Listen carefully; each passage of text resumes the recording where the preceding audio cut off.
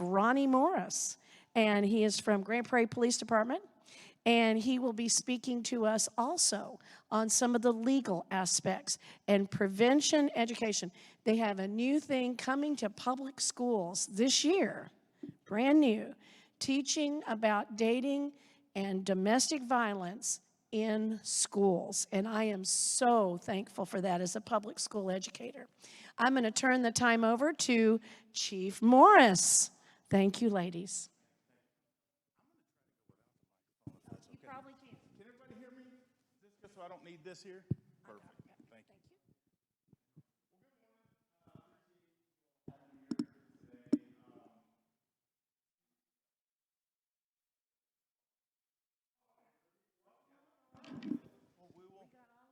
I guess I'll use the microphone anyway. Is this good? All right, perfect. This presentation here, I like that I see at least one young person, a couple younger people in here. I really have become an advocate and someone who cares deeply about the topic specifically of teen dating violence. It is one of the things that people don't like to admit happens, but it is something that is prevalent throughout our schools, and it's very important that kids in middle school and high school are aware of this as an issue, and it's also just as important that parents understand what this issue is and maybe recognize some of the signs if it's happening with your kid or a friend. So I've got like 4 hours worth of material here, and I'm gonna try to knock it out in like half an hour. So I'm gonna go really fast. I had a couple energy drinks, so I'm also a little jittery, shaky, but we will get this done hopefully before your next service starts. If this will work. It was working earlier. There we go. Okay, so if I were to take a poll in here and ask who in here knows someone, I don't care how old you are, if you're 12, 13, if you're 60, how many in here, don't raise your hand, but know someone that has been a victim of an abusive relationship or has been in an abusive relationship? The majority of hands in here in any other room would go up. Just about everybody knows somebody who's been in an abusive relationship, including teenagers. So this is, like I said a while ago, it is a very prevalent issue, teen dating violence, and it's something that parents, and I'm a parent, and I have a teenage daughter and one who's about to be a teenager in a couple days, we have kind of buried our head in the sand about, and we don't want to think about it, and we don't want to put adult issues on our kids. It's very difficult to put your mind there for a kid who's maybe 13 or 14 years old. But just like you adults most likely know someone who's been a victim, your kids do too, and they probably sit next to them in English class. There we go. So Christine Blubaugh is really the reason why I'm sitting here today, or standing here today talking about this. Christine was a 16-year-old high school junior here in the city of Grand Prairie. She went to South Grand Prairie High School. She was your typical teenage girl. Everything that you'd really want in a daughter, right? Obviously, she was a beautiful girl. She made great, she did very well in school. She was in the orchestra. She played doubles tennis with her best friend, who just happened to be her twin sister, Dawn. She had a job. She worked at the McDonald's there on West Chase and Carrier, and she had a boyfriend. And pretty much life was just what you would expect life to be for a 16-year-old girl. The boyfriend she had been dating for about a year, and seemingly very happy, but she did have a secret, and that big secret is that she was being abused by her boyfriend. And like most other teenage girls, and really most other victims of dating or domestic violence, she didn't say anything to anybody. So the abuse kind of went on unchecked. And being a 16-year-old girl, how do you process what's going on? Right? She's just like any other kid. You don't process something that's supposed to be, someone who you love and you trust and supposed to love and protect you, and you're just kind of getting into the dating, and seeing what that's all about, and it turns violent. That's something that a child really can't process to the fullest extent. But what she did do that was a little different than most abused teenage girls is she actually started to say a few things to a couple of her friends. She voiced that he had punched her in the face. She voiced that he bit her face. She voiced that he slammed her head into a mirror. But as courageous as that was for her to say that, she was 16 and fully wasn't processing it. Well, who's she saying it to? She's letting this out and outcrying to other 15, 16-year-old girls who don't know how to process this either. So they don't know what to do about it. This is an adult issue in their minds. They really don't know, but they gave the best advice that a 15, 16-year-old girl could give. Break up with him. Right? I mean, that's pretty solid advice from a friend that you tell has you've been abused. Here's what they didn't know. Leaving an abusive relationship is the most dangerous part of an abusive relationship. And they didn't know. But she got the courage up and she broke up with him. She didn't break off complete contact with him because she was a good person, right? She knew that he had issues. She loved him. She didn't want to just completely get rid of him. She wanted to get rid of the situation and maybe just kind of be friendly a little bit. Well, about a month after they broke up, she agreed to go and go to dinner with him and maybe to a movie. She had some plans that night, from my understanding, and they kind of fell through. So she's like, yeah, he's a friend. No problem. So she left the house that night and she went to dinner with him. And later that night, around 11 o'clock at night, he killed her in a very violent and tragic way that I won't explain. But just over here off of Robinson Road. And this was something that I was very young back then. I know I look like I'm about 25 right now, but I was really young back then. And I'd been a police officer for about 4 years this time. This happened in 2000, in March of 2000. And seeing something like this and the innocence and just the violence, it's something that had a very big impact on me, and it impacts me to today, especially having 22 years out from the incident, and seeing this, unfortunately, repeatedly over and over and over throughout my career, and then having 2 daughters of my own.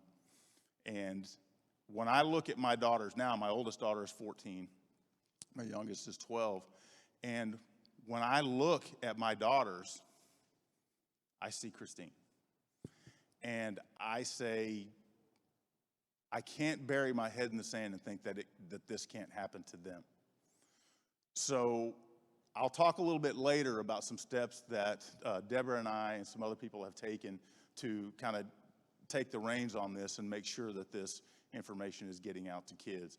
But for anyone who thinks or who doesn't know anyone who is in an abusive relationship or has been in an abusive relationship, I want this to kind of just be a wake-up call to you that it can happen. This young girl lived here in Grand Prairie. She went to school with people who still live here in Grand Prairie. Her family is still here in Grand Prairie. People who dealt with the fallout from this are still here and still think about it, still remember her, and are trying to stop the scourge of dating and domestic violence. But I want to point out a couple of things, if this will do it. There we go. Christine, unfortunately, is not unique. There's been, on average, Texas has 7 teenagers from the ages of 12 to 19 annually that are murdered in dating violence relationships. So that's 7 that are murdered every year, but that's hundreds of thousands of teenage girls who are abused every year. Teenage girls. This is a widespread problem. So this is Jennifer Crescenti. She was a girl in the Houston area, and she was murdered by her boyfriend and his friend 3 months before she graduated high school. She was shot multiple times, and her body was dumped in the woods. Her dad is now a huge advocate for teaching domestic violence and plugging it in anywhere that kids go. He's a really good man, and he supports a lot of the things that we've been doing. He lives in Georgia now, but obviously, suffering a tragedy like that, it changes your life, and he's completely geared himself towards prevention. Rachel Weiss, this is a girl, maybe someone in here knows her, in Irving just a couple of years ago. She was another girl who has been abused by her boyfriend. She got the courage to leave him. She cut off all ties with him. That's really kind of what you want to see. You want to see complete cutoff, but she's 16 years old. They have mutual friends. They sit next to each other in math class. How do you escape an abuser that you have classes with, or you go to lunch with, or you share mutual friends, and you may end up at the same place? That's what happens. She ends up at a party at a mutual friend's house. They find themselves alone in a hallway, and he strangled her to death in that hallway with other people around. 16 years old. This young lady here, this is very tragic. 15 years old, cheerleader, outstanding grades, just like Christine and the other girls I've shown you. Great girls. Anybody would want them to be their daughter. She was abused openly. So her friends knew she was being abused because they saw it. But again, her friends are 14, 15, 16. They don't know how to process it. They don't know what to do with it. Ortrala was stabbed to death by her boyfriend in the hallways of her high school in Austin, in front of her friends and teachers. You'd think that would wake some people up in a high school, at least the adults, the leaders in that school, to say, we have a problem here. Didn't change anything. Business as usual at that high school and with everyone else. So I don't really see any boys in here, but if you're thinking that this is just an issue with teenage girls, you would be incorrect, because it does happen to teenage boys as well. Oscar Alvarado from the El Paso area, shot and killed by his 17-year-old girlfriend. Of course, she claimed it was an accident, but she had been abusing him for a long time. As a matter of fact, there's a lot of things in the news right now. There's this, sorry, I'm going to sound old to you young people right now, but this TikTok person or whoever it is in Florida, the model who had that big burly boyfriend, and she stabbed him to death. There was some recent cases here in Texas of just in the last couple months, a young lady in Houston was shot a couple dozen times by her boyfriend. So this is a very prevalent scourge in our society, and we need to do something to educate ourselves and to protect our kids, because we can't be with them every minute of the day. As much as I tell my daughters, hey, if I ever see some boy even look at you wrong, he better look out. Well, I'm not with my daughter every day, right? And I need her to be able to take care of herself when she's at school, or God forbid when she gets her first boyfriend, because she hasn't had it yet, and I'm dreading it. But she knows all of this stuff that I'm talking about. So what's the point of all this? The point is dating violence, abusive relationships for teenage girls and boys is a real thing. It is happening. We can no longer bury our head in the sand and say, We're not going to talk to our kids about adult issues because it doesn't affect them, because it does. What we're doing by not talking to our kids about it, because either one, we don't know that it's an issue, right? Or two, we just are uncomfortable talking to our kids about it. We're leaving our kids defenseless when it comes to being able to protect themselves if they ever end up in an abusive relationship. Our job is to arm them with the tools that they need to protect themselves, to be able to recognize what those warning signs are, to be able to know that, hey, this is a slippery slope with these behaviors that I'm seeing that are taking me down the road to an abusive relationship and I need to get out. Or maybe they have a friend that recognizes these behaviors and they can intervene on their behalf.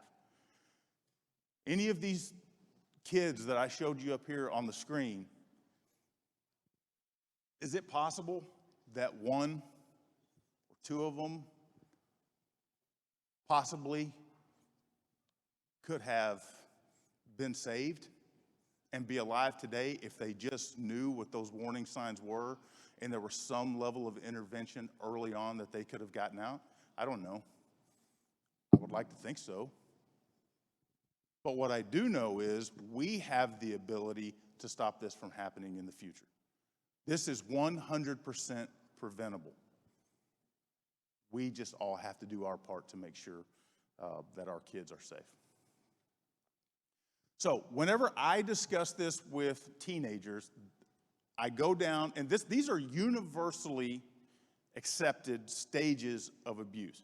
So whether you're 13 or whether you're 30, all of this is universal.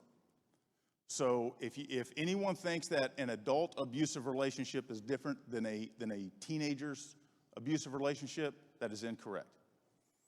So let's talk a little bit about these stages. Golly. I wasn't even touching that button. All right, well, we'll just go with it like this. So the first stage is tension building. This is the stage where an abuser will lash out due to some external stressor that's causing them to feel that they've lost control of their life or they feel powerless for whatever reason. And they need to regain that power and control of their life. But during this tension building stage, what you'll see is an abuser may become very irritable. They may seem grumpy, and just not pleasant to be around. And the person who is going to be abused will kind of tiptoe around them. They'll recognize something is wrong. They'll try to comfort and support them as best they can to take care of them because they love them, right? But what happens inevitably, because abuse is a cycle, is that tension will build so high that it will boil over into an incident of abuse, which is the second stage of abuse. Now, the incident of abuse can manifest itself in multiple ways. It can be a punch in the face. It could have you be your head being slammed into a mirror. It could be derogatory language, emotional abuse, right? Telling somebody that they're worthless. It could be coercing their dating partner into certain activities, right, that we want our teenagers to stay away from. But they're getting pressured into that, and it's abusive. The incident of abuse generally is the shortest period in the stage of abuse. Because again, it can last literally as long as a punch in the face and then it's over. It can last a couple hours, it can last a couple days. You just really don't know how long that stage of abuse will last. But that stage will come to an end. The abuser will feel like they have regained power over their life and that they now have control over you. So now they no longer have to exert that power over you, and you go into what's called the reconciliation stage or the honeymoon phase. And adults in here who've been married will know that why you call it the honeymoon phase is because When you're recently married, I mean, you've never been more in love with anybody, and you've never been more in tune to what they need or what they want, and you're so nice to each other and just giving each other gifts, and everyone's just so considerate, and it's not real life. I mean, it doesn't last forever, right? I mean, I've been married, I know. But that's what happens in the reconciliation stage after an incident of abuse. So here's the tragedy of this stage. Whenever you're getting those gestures of kindness and all of that love just poured on you, and you're just being told how great you are and how much you're loved, your body releases hormones, right? Those feel-good hormones, dopamine, oxytocin, the things that make you feel good about yourself and another person. The hormones that actually cause you to bond to somebody more closely. So your body is betraying you at this point because the abuser is so manipulative that they're drawing you in, and you can't really control it because you can't control these emotions that are being released in your body. So your body is betraying you at this point. But you'll go through the reconciliation, they'll apologize, you'll accept it, they'll say it'll never happen again, or they'll say it was your fault, just don't do this again, and I won't do that again. And they will possibly even minimize the abuse or deny that it ever happened. And because of the feelings and emotions that you have towards your abuser, and that your body has betrayed you and actually bonded you closer to them through the reconciliation stage, that you start to minimize the abuse and possibly even deny that it ever even occurred. And then you start moving into what's called the stage of calm. That's where the abused will feel that they've made it through the storm, that this is past, I've got my boyfriend back, everything is back to normal, we made it through it, and we're stronger, is what you think when you're someone who's abused. But like I said, abuse is a cycle. So, and those external stressors that were causing that initial tension in the abuser still haven't been addressed. Those stressors may be school, maybe that the abuser's parents, maybe their job. Who knows what that stressor is? But it hasn't been addressed because they reestablished power in their life by controlling you, which temporarily made them feel like they had the power back over that external stressor that was causing all of this tension to begin with. But it's never been addressed. So what happens? Rinse, lather, repeat. Right back up to the tension building phase because that hasn't been addressed. And you'll go through this cycle, and you'll go through the cycle, and you'll go through the cycle. And it continues. Now, those are the 4 universally accepted stages of abuse. I have my kind of Ronnie Morris original 5th stage of abuse. And I call this the final stage.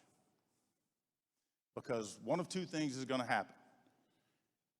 The abused is going to get the courage to leave the relationship and sever all ties, or that abuser is going to kill their victim. And there's really no other way out. So you can see if you have a 13, 14, 15, 16, 17-year-old girl, how are they supposed to navigate this? How often have you seen adult women in abusive relationships that have no clue what to do? 0 idea. So how can we ever expect a teenage girl to know what to do? Not insulting teenage girls, but brains aren't really fully developed yet, right? And if adults have a challenging enough time with it, it's almost impossible for kids without them being armed with the tools they need to defend themselves. I'll see if I can just hit the button once and go to the next. All right, so I'm going to hit you with some statistics here real quick. I think that they're maybe put a little bit of this into perspective for you nationwide, and we'll also talk specifically about Texas. I'm going to roll through this quick. So here's one that a lot of people don't realize. 1 in 3 teenage girls experience some kind of abuse. So for between the ages of 12 and 18, when you're in middle school to high school, 1/3 of all girls are in an abusive relationship of some kind. So when I'm asked, and I'm asked often, are teenagers aware of this issue of abuse? Yeah, if 1/3 of them are being abused, they're all too aware of the issue of dating violence. But again, they don't know what to do about it. We talked about that. See, I like to get ahead of myself here. So this is a misleading stat. Nearly 1.5 million high school kids in the U.S. experience physical abuse. Not the emotional kind, actual physical abuse. 1.5 million kids. But stats also say that only about 1/3 of teenage victims ever say anything or admit that they're a victim. So if this is saying 1.5 million high school kids in the U.S. are victims of physical violence, how many do you think that actually is if 2/3 aren't admitting that it's happening? Could that number be 3 million, 4 million kids in high schools suffering physical abuse? I think that's possible. 90% of victims are female, which I wasn't good in math, but kind of tells you about 10% of the victims are male. So whenever I talk in these types of settings, I always defer to the female victim, but I also want to make sure that everyone understands that men, teenage boys can be victims of abuse as well. Emotional, physical, the whole thing that can happen to girls happens to boys as well. 80% of teen girls continue dating their abuser. Why? Because we talked about the cycle. They think that they can potentially help their abuser. They don't get out. They love them. They're drawn to them. They're bonded with them. They're having a hard time, and I can help them. So they continue dating their abuser. 81% of parents say that they don't discuss dating violence with their kids. 81%. So if these conversations aren't being had at home, and these conversations aren't happening at school, and I'll tell you they're not happening at school, what are our kids supposed to do? How do they know what to do? How do they know who to go to? How do they know how to escape this abusive relationship? That answer is easy. They don't know. And that leads to them staying in that cycle because they don't know how to escape it. And we know abuse is cyclical.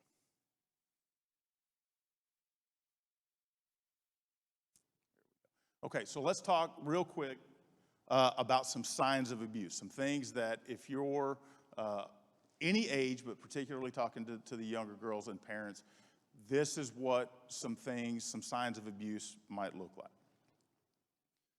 Obviously, physical violence. That's the most obvious sign of abuse, right? You get a black eye, you have a cut on your face, some sort of physical evidence of abuse. Emotional abuse. That's a big one. This one's really prevalent. Telling people that they're ugly or they're stupid or you're lucky to have me, you can't get anybody else. I will, if I ever break up with you, you're never going to have another boyfriend, and way worse than what I'm saying. But that emotional abuse that really takes a toll on someone, that really, then when they start being, you ever seen a dog that gets kicked? Man, they're so scared, but if you call them over to you, they just love you again, and you're petting them, and that's just how they are. That's kind of what it is for someone when their body starts to abuse them. And I've been abused emotionally, but my boyfriend is telling me he loves me, and I just need to change my behaviors, and things like that, and they just continue to get drawn in. Obviously, that's the big one that the abuser will tell you, this is your fault. You did this because you did this, I did this. So if you never do this thing again, then I won't punch you in the face again. So it's your fault. So controlling behaviors, this is what abuse is all about. Manipulation, controlling, isolating you from family and friends. It's someone who either has to be with you all day, every day. They're calling you, they're texting you all day, every day. They want to know where you are, who you're with at all times. They want to get you away from your family and make it to where you just really hang out with them in the times that they control, like outside of school, because they know that most people have a pretty good support system at home. And if that support system, if you're around them more than you're around the abuser, they'll start to recognize some of these things, and they won't have such a grip on you. So they really want to isolate you away from your family. So that's what you see with a lot of teenage girls is families will notice they just kind of disappear. Right? They're in their room all the time, or all their time is taken up. Maybe their grades are slipping. Maybe they're not hanging out with their friends anymore. Because all of their time is being taken by this abuser.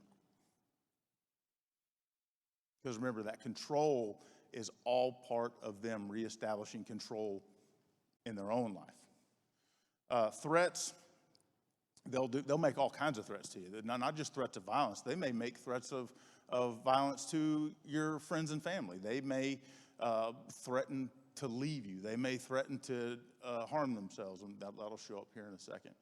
But threats are a good way. Any of you young ladies, or when you used to be in middle school or high school, maybe you were in an abusive relationship, how often did they accuse you of flirting with another boy? I saw you talking to that boy in the hallway. You'd rather have him than me, right? Whenever they were really just talking about science homework or something like that. But everything is about controlling who you talk to and who you're around. Are you somebody who generally is pretty open about your views? You have no problem telling people what you think about whatever topic is on the table.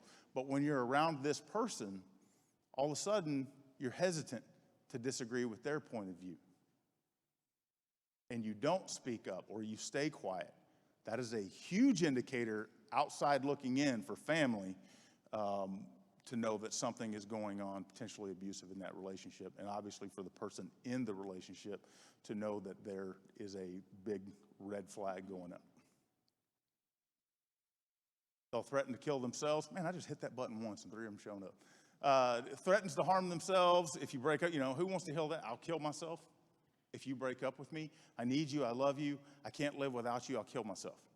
Well, if I love you, and I care about you, and you have become my whole world because you control everything I do, and you're really the only thing in my life that I care about in my teenage mind, well, I can't have you killing yourself, right? I need to stay with you. I need to take care of you. I need to comfort you and support you and get you through this time, because this might be my fault. They stop you from seeing friends and family. Again, that's the isolation piece. And always having to be with you, not being able to do anything on your own. Here we go. All right, here's some things that, and I'm just going to click these all in, that are very important to know for people who are in an abusive relationship. First and foremost, it's not your fault. You will be told that it's your fault. You'll be told that it's actions that you took that led them to the actions that they took, and the manipulation is very strong, and you will want to believe that it's your fault, but it is not your fault. That's one of the biggest things that stops someone who's in an abusive relationship from actually reaching out for help. They have some shame and embarrassment because they got themselves into this relationship, right? Maybe their parents told them, hey, this guy's no good for you, and you went ahead and started hanging out with him anyway, and now you're in an abusive relationship. How can I go tell my parents? They were right. This is my fault. I don't deserve to be helped. So they don't say anything.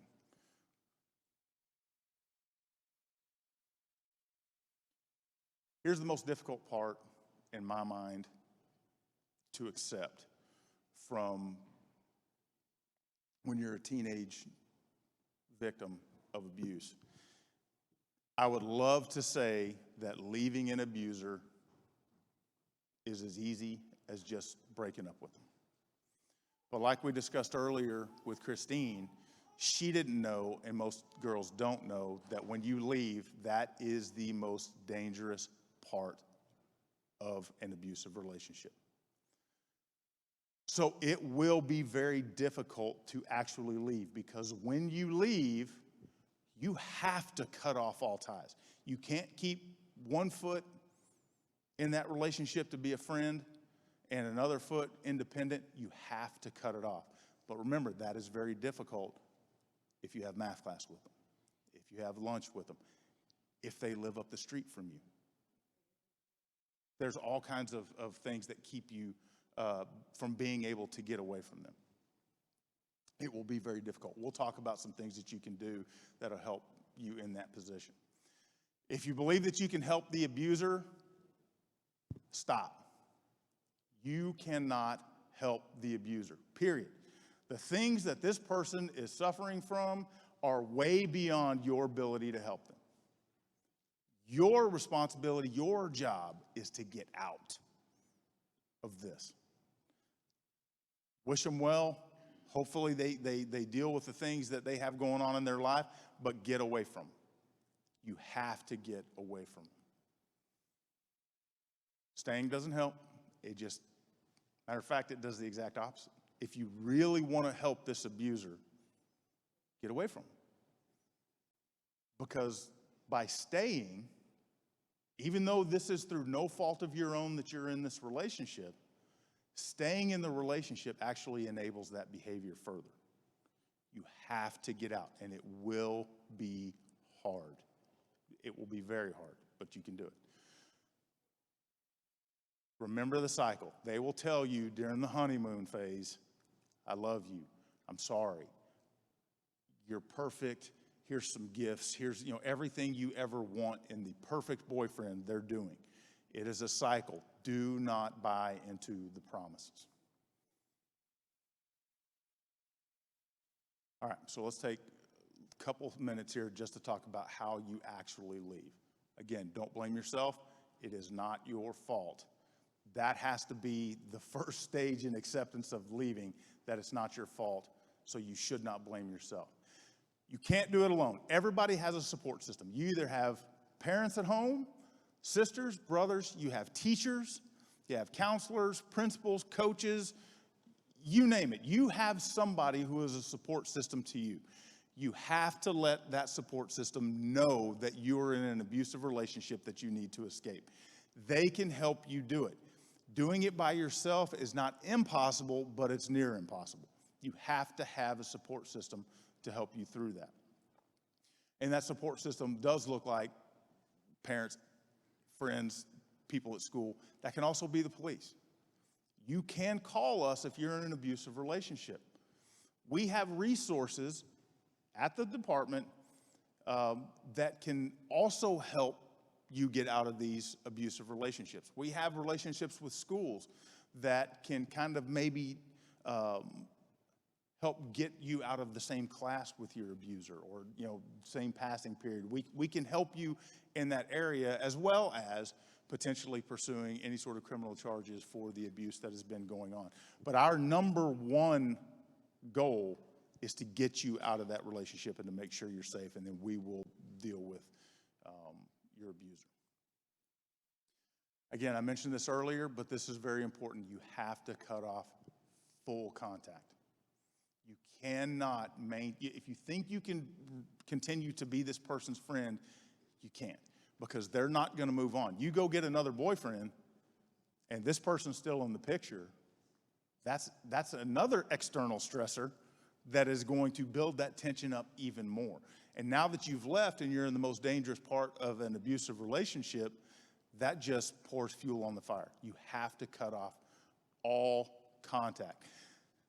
Your abuser most likely will come after you and try to maintain contact through social media, through email, and all the other ways that all you kids today keep up with each other that I don't understand.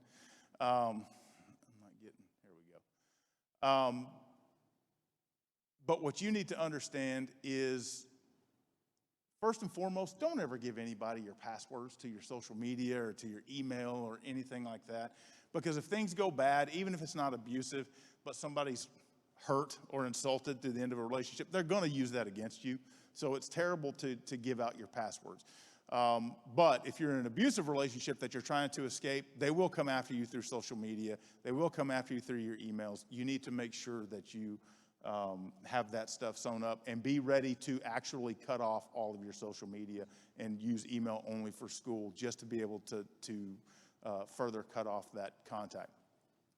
You need, with your support system, you need to establish some sort of safety protocols that you can follow. The biggest one is, if at all possible, for at least the first few weeks, try not to be alone. And that can be difficult, but try not to be alone. Have a friend with you at all times. Have your parents maybe start picking you up and dropping you off for school.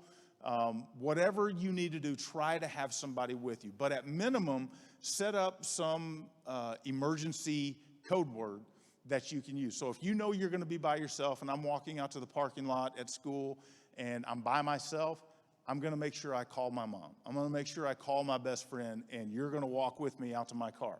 And if I say, hey, everything's hunky-dory, and hunky-dory is the code word that, hey, my abuser is here and I'm in danger, that lets the person on the other end of the line, one, know where you are and know that they need to get somebody to you right now. So set up some sort of code word that you have with multiple different people that you can call at any given time if you are by yourself, to let them know where you are and that they can be with you. And then obviously try to be in areas where a bunch of other people are as much as possible. Again, set strong passwords on your devices and don't share the passwords. Please don't share the password.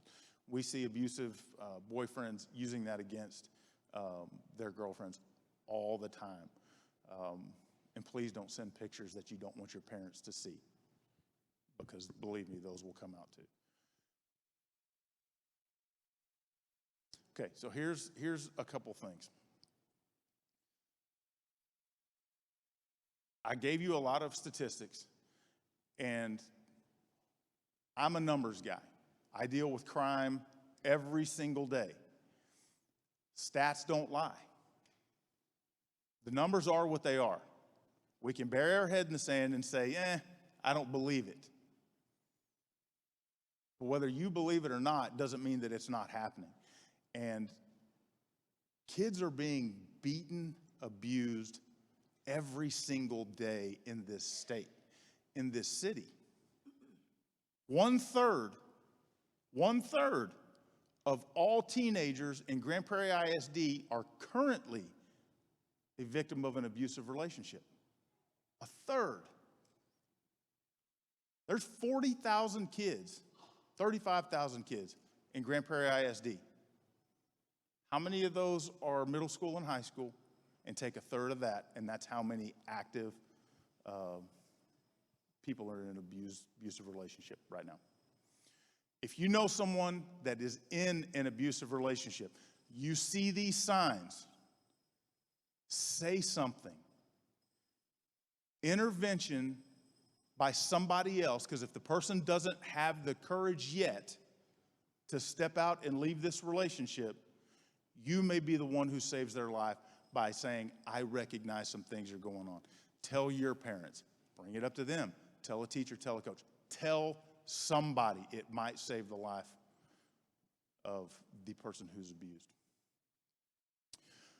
Finally, in talking about Christine and talking about all the kids in this state that have had to deal with the death of a child, to dating violence. It happens here in the state. It happens here in this city. It's happened specifically to a lady in this room right now. We have to do something. And as a police officer, I've gone 26 years of seeing these things happening and telling myself, wow, this is tragic. Let me do whatever it is that we have to do at this point. Let's do an investigation. Let's arrest somebody if there's somebody to arrest. Let's do our thing that we do as police. But man, I sure wish somebody would do something about this and help these victims. I reached a point where I couldn't stomach that anymore. Because honestly, nobody was really doing anything. There were some people out there, they're advocates, but nothing meaningful was being done. And at the time, a couple years ago, I had a girl, a daughter, who was in 6th grade. And every day she comes home from school, I always ask her, how was your day today? What'd you do in English? What'd you do in math? What'd you do in social studies? Well, every day I would get to health class, and she would tell me, we watched a movie. I'm like, really? So like some sort of educational movie about the human body? Or no, we watched The Grinch, or we watched, some Avengers movie, like every day. I said, well, and she's making 100 in this class. And I'm like, well, what are y'all doing? I mean, all you do is watch movies. Yeah, all you do is watch movies. So I'm already in the mindset that my daughter's in middle school. She's moving on. She's probably going to have a boyfriend soon-ish. And she is in a health class and doing nothing but watching movies. I think they could probably be doing something beneficial in that class. I don't know, like learning about dating violence. Maybe doing something that can help protect them and protect their health in a health class.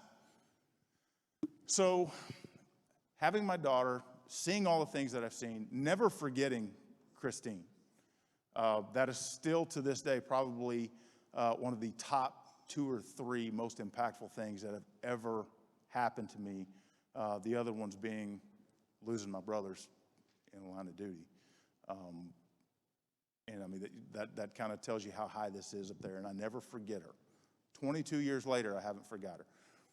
So I made the decision, I'm going to do something since nobody else will. Now, I deal with law all the time, but I don't write laws, right? I enforce them. But I sat down one day and I wrote a bill, and I entitled it the Christine Blubaugh Act. I shopped it around to Senator Royce West, said, hey, here's what I got. You're the perfect guy to take this and introduce it, and let's get this law passed. And he said, you know what? I love it. Let's do it. Senate, it was a terrible process. I never want to write another law again in my life. It was one of the worst things I've ever gone through, and Christine's family went through it as well. But the law passed, finally. So what the Christine Blubaugh Act does is it now requires all middle school and high school kids, or high schools in the state of Texas, to provide instruction in the areas of teen dating violence,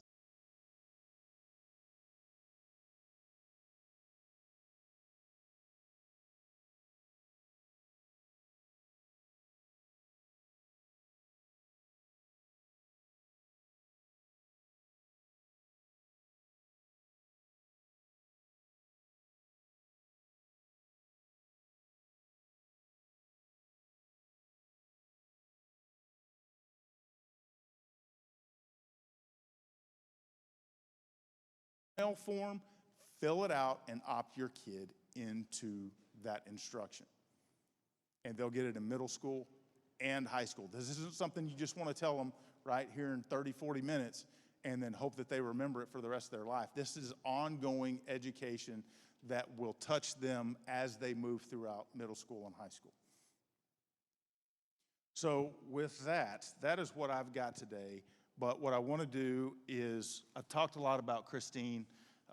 Her mother, Debra, is with us today. She is an amazing person.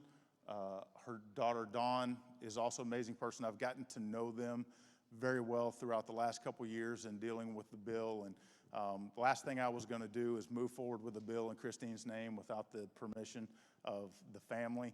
So first thing I did was called Debra. She never met me before, had no clue that I'd been thinking about Christine all of those years. And I called her out of the blue and I said, hey, I remember your daughter, and I want to do something to help kids in the future to be from being in the position that Christine was in and the torment that it's caused the Blubaugh family.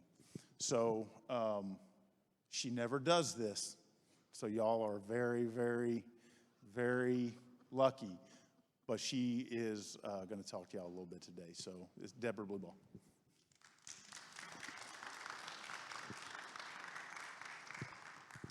Let's see if I can do a job well done like Ronnie did. This that I'm going to read to you is what I read to the Jurisprudence Committee at the state capitol. I believe it was, last July? You have to get very personal. You have to say things that are not nice. Ronnie said that he wouldn't go into the details of my daughter's life or how it ended, but I will, because I think that it is an important part of what is happening in our society. And as parents, this will hit you hard. Anyway, so here goes. Good morning, good afternoon. My name is Debra Blubaugh. I would like to thank all of the members of the committee for allowing me to come here today to speak in support of Senate Bill 1109, the Christine Blubaugh Act. I'm here today representing myself, my daughter Christine, and my grandchildren. Christine is my daughter. On March 25th, 2000, her life was stolen away from her and all of her family when she was murdered by her boyfriend as a result of teen dating violence. She was only 16 years old. She was 3 weeks away from being 17. Today, if she was here on this earth, she would be 39. It's been 22 years. Christine grew up in a loving home, and prior to being murdered, she was never touched by violence of any sort. In our family, I didn't know anything about teenage dating, child abuse, or domestic violence. I didn't grow up with it. I didn't know that I should be teaching my children about it. She began dating this young man who had been a friend prior to being allowed to date him once she turned 16. We had rules in our house. You had to be 16 to date. This young man did come to our house prior to her turning 16. I helped him with his homework. I cooked dinner. He was part of our family dinners. You know, I explained to him that she couldn't date, but he was really welcome to come to our home and to be a part of our family. And once she turned 16, she could date. Now, if she did go somewhere with him, she had 3 other sisters, and they all went. And I'd give them my credit card, and maybe they'd go have a meal or something together. But she was never alone with him. During my daughter's relationship with this young man, I saw no signs of abuse or disturbing signs in his behavior, and he was in our home frequently. Just prior to her murder, Christine had ended the relationship. Little did I know that he had been abusive toward her, and she was trying to escape the abuse, but she kept it to herself. Now, she had a twin sister, and her sister knew what was going on. But like Ronnie said, young people and even adults that have not been in that situation, you really don't know what to do. The week before her death, she enjoyed time with friends, even going to the prom with her twin sister and some of the other girls, all without dates. I had no idea just in a week later my daughter would be gone. Can you imagine? You're saying good night to your daughter, have a good time, be back by midnight because we want to go to church in the morning, and that's the last time you see her. As a parent, you think recognizing the signs of abuse would be easy, especially in your own daughter. But as I said, she grew up in a loving home, as did her father and I when we were growing up. None of us knew what abuse looked like. Only her closest friend knew that she was in an abusive relationship, but she didn't know who to tell or what to do to tell Christine to break up with him. Had they all received this information in school, my daughter might still be here today. But you know, each of us know there's a master plan, and none of us know when we're going to leave this earth, but I think the education might have helped. Teen dating violence is real, all too real to my family. I want my daughter's death to teach us all that failing to recognize the signs of abuse have devastating consequences. You have the power to help protect children by ensuring they receive the information that they need to recognize the signs of an abusive relationship.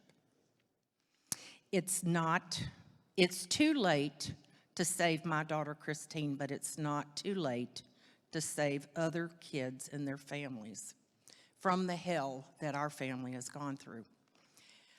I thought that this had the information about her death in there, but I'm going to share this with you. And as Ronnie says, I have passed the torch to my daughter that's 39 to do this, but with Ronnie doing it this morning, I felt that it was very important for me to do as well. My daughter could not have an open casket. She had been shot in the head with a 12-gauge shotgun at the side of her head. I believe it was, how many times, Ronnie? Twice. A 12-gauge shotgun, close range.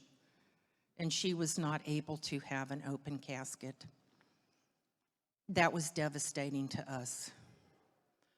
I don't know whether you recognize the destruction of a 12-gauge shotgun at close range. I did get to see my daughter. I had to make sure that that was the child of mine before I buried her, or I would have wondered. And one of the things I recognized her by was her fingernail polish, periwinkle, that I had painted her toenails and her fingernails with the week before she passed away. When she was identified at the crime scene, which I was not able to be there, but Ronnie was there, the chief of police identified my daughter for me by a ring that she had on her finger that says, "Choose the right." This is very real, and I hope that the information that Ronnie and I passed along to you today was very helpful, very insightful, so that you can protect your children as I was unable to protect her. Thank you.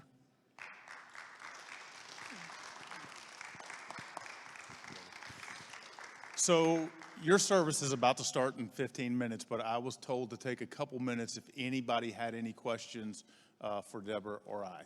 So we'll have a couple minutes if anybody does. Seeing none, going once, going twice. Yes, ma'am.